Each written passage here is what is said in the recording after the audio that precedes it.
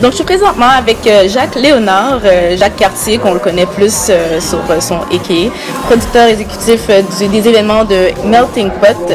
Avant de commencer, j'aimerais juste te faire un petit background. En fait, moi, en 2012, j'ai fait partie de la brigade Juste pour rire et puis j'ai eu quelques conversations avec mes collègues brigadiers et Gilbert Rozon, puis ils se demandaient en fait comment rendre les parties du festival Juste pour rire plus hautes.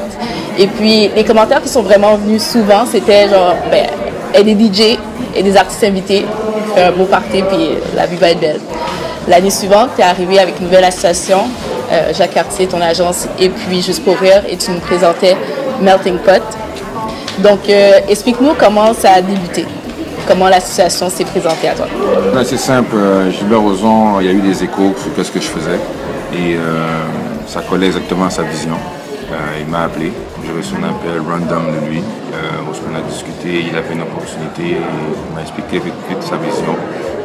Je l'ai rencontré, j'ai rencontré l'équipe de Juste pour rire ici, Juste pour rire France, Just for Laugh, en même temps. Et ça cliquait avec tout le monde. Et il a aimé mon expertise qui était le développement de nouvelles clientèles. Et aussi, il y avait besoin de quelqu'un qui savait faire du event design, quelqu'un qui pouvait être créatif. Donc voilà, c'est comme ça a été créé. OK. Et puis, raconte-nous en fait les débuts de Melting Pot. Moi, je me rappelle, la première année, il y a eu des artistes locaux comme Lady Special K, d'autres DJ locaux. Donc, en fait, raconte-nous en fait l'évolution de Melting Pot. Mais le Melting Pot, c'est vraiment un melting pot. Ça veut dire un melting pot de diversité de musique. Surtout tout en allant chercher un aspect underground, house, EDM, trap, soft trap, différentes minorités visibles, cultures. Et on a été chercher tout le monde. Alors, quand tu touches une certaine sphère de musique, tu n'as pas le choix d'aller chercher certains pionniers ou bien certains vétérans de certains secteurs musicaux. En disant que je peux choquer en disant parce qu'elle fitait dans un concept spécifique par rapport à, je me rappelle très bien à l'événement qu'on avait booké. Donc le Melting Pot, en bref, c'est le festival Juste pour rire qui se transforme en discothèque à partir de 10h du soir. OK. Et puis aujourd'hui, est-ce que tu es content de qu'est-ce que c'est devenu 3 ans plus tard? Bien sûr, c'est sûr. Mais la vision n'est pas encore accomplie. Justement, c'est quoi ta vision pour Melting Pot? La vision pour Melting Pot, c'est ça devient une destination. OK. Une destination touristique. Où ce que les gens dans d'autres provinces en entendent parler, ils prennent l'avion, ou bien prennent l'autobus, ou bien peu importe le transport possible, ils viennent au Melting Pot. Là, pour moi, ça va être une réussite. OK. Ouais. OK. Est-ce que tu vois comme une comparaison par rapport à d'autres festivals musicaux comme Non, c'est une classe à part. Tu sais, je pense que Montréal est tellement petite, donc c'est dur de faire la compétition parce que si quelqu'un domine un secteur, tu ne peux pas le knocker. C'est impossible. Tu vas te battre contre le vent, puis c'est toi qui vas tomber. Tu vas voir. Il faut être créatif. C'est là quand je te disais que Gilbert Rozon voulait être vraiment créatif. Il faut amener quelque chose, ta propre identité. Et puis là, Melting Pot est encore un bébé qui marchait à 4 pattes, là maintenant qui apprend à marcher, puis à un moment donné, il va être autonome pour marcher seul. Donc, on s'enligne vers là. OK. Puis, tu as expliqué en fait que c'était important pour toi d'avoir une certaine visibilité. Pourquoi c'était aussi important de mettre en valeur en fait certains artistes underground ou bien même connus? Mais parce que, premièrement, mon background est hip-hop. Donc, je connais la souffrance que les artistes hip-hop ont eu à Montréal, les promoteurs. Et qu'est-ce qui arrive? C'est parce qu'ils ont souvent blâmé le système, mais c'est pas le système. C'est que s'il y a personne qui vient du milieu, s'il y a personne du milieu qui ne s'est jamais rendu en haut, comment se faire entendre?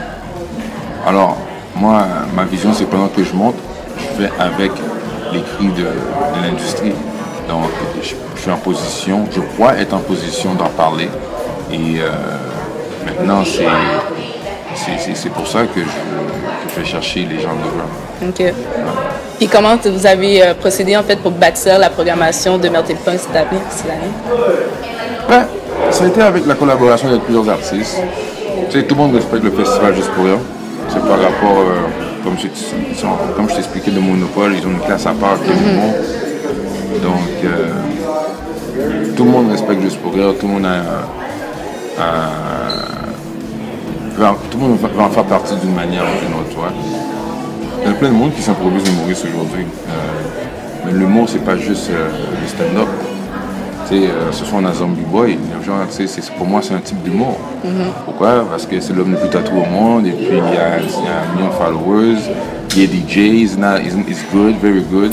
Ouais, mais comment est venue l'idée d'avoir cet invité-là? Parce que pour de vrai, genre, comme il est pas. Comment il fit dans Melting Pot? mais c'est le festival Juste pour rire. C'est ça. Donc, it's funny, c'est comme. On a travaillé sur plusieurs projets, comme malheureusement le projet avec Snoop Dogg Piqué qui n'a pas eu lieu finalement pour plusieurs raisons politiques. Mais quand je dis raisons politiques, c'est-à-dire rien de négatif, c'est que le but c'était de le faire plus gros, sans belle et ainsi de suite. Mais quand les gens ont entendu l'association Piqué-Snoop, c'est une joke? C'est pas une joke. Tous les deux ont des associations, des organismes en fait qui viennent en aide aux jeunes. Donc il y avait quand même un point commun. Mais quand même, est-ce que tu es en train de dire que ça va pas arriver pour l'année prochaine ou bien... Non, c'est pas ça que j'ai dit. C'est pas ça que j'ai dit. Ce que j'ai dit, c'est que il y a un côté humoristique dans l'événement. C'est ça, c'est dans le cadre Juste pour rire. C'est dans le cadre Juste pour rire. Et les gens ont trouvé ça drôle. C'est le fait que Piqué et Snoop se mettaient ensemble, c'est comme une game de basket. Tout le monde savait que c'était pas sérieux. C'est pas sérieux dans le sens que c'est une game humoristique. Exactement. Donc c'est ce genre de concept qu'on travaille, et qu'on va amener quelque chose de nouveau qui va amener du tourisme. Le but, c'est toujours dans le but d'amener du tourisme. OK. Ouais. Et parle-nous de la programmation plus amplement de cette année. Écoute, cette année, on a une très belle programmation. On a eu l'ouverture avec Mike Ward, qui a été un gros succès. Succès, en effet. Il y avait, écoute, qu'est-ce que j'ai aimé, c'est que je me suis senti à Miami. Je vais t'expliquer pourquoi. Parce qu'à Miami, quand un artiste fait un événement, il host, tout le monde vient. Tout le monde vient. Et c'était la même chose. Mike Ward était là, c'était son événement. Jean Pascal est arrivé, il est monté sur scène. David Dilkin qui est monté. Sugar Sammy était là aussi. Il y a eu everybody come show love. Donc c'est plus dans cet aspect-là que je trouvais qu'il était très intéressant. Et que je trouvais que pour moi c'était un succès, le monde se soit amusé. DJ Shotcut a mis les tables tournantes en l'envers. Écoute, on a Zombie Boy ce soir, on a les Jackson demain, on a Classify avec Tommy Cruise, en collaboration avec M pour Montréal puis ZooFest. On a aussi Toros avec Trash Family, on a Terrence Parker avec les gars de Bacchanal qu'on fait. On fait Gad Elmaleh avec Wakanda Club, Pierre Wakanda. On a tellement Sugar Sammy. On fait l'after party de sa tournée parce qu'il finit sa tournée. Juste pour You're Gonna Rear. Yeah, exactement. Donc on fait un gros party avec lui. Et écoute, il y en a tellement d'autres dans ma tête, c'est fou. Donc c'est un pot de pourri. Là. Et malgré qu'on est là en ce moment, le festival est commencé, on négocie encore avec une grosse star en ce moment pour faire le visuel qui pour peut-être annoncer en disant c'est comment un petit indice. Impossible. Un milieu, Impossible. Quelque chose. Tu peux pas dire comment. Tu peux pas commencer comme ça, après ça, comme nous laisser comme flat, comme ça. Non, mais au moins, je laisse au moins une puce à l'oreille. D'accord. J'aimerais terminer en fait avec une espèce de. On sait que ZooFest, c'est le petit frère de Juste pour rire, of GFL, c'est le cousin Edgy. Comment toi, tu décrirais la relation Melting Pot avec Juste pour rire? T'es qui, toi, dans la famille? Melting Pot ou Jacques? Melting Pot. Melting Pot, c'est qui dans la famille Juste pour rire? Moi, je dirais Melting Pot, c'est le bébé. C'est le bébé? Ouais. C'est le bébé, c'est le nouveau bébé de Juste pour rire. Et Juste pour rire a beaucoup d'enfants. Hein. Donc, Victor a beaucoup d'enfants. Ouais, Victor a beaucoup d'enfants. Surtout Victor. Hein. Il a posé ses semences partout. Là, c'est le bébé de Juste pour rire. Et l'idée est encore à peaufiner, mais on est sur la bonne voie.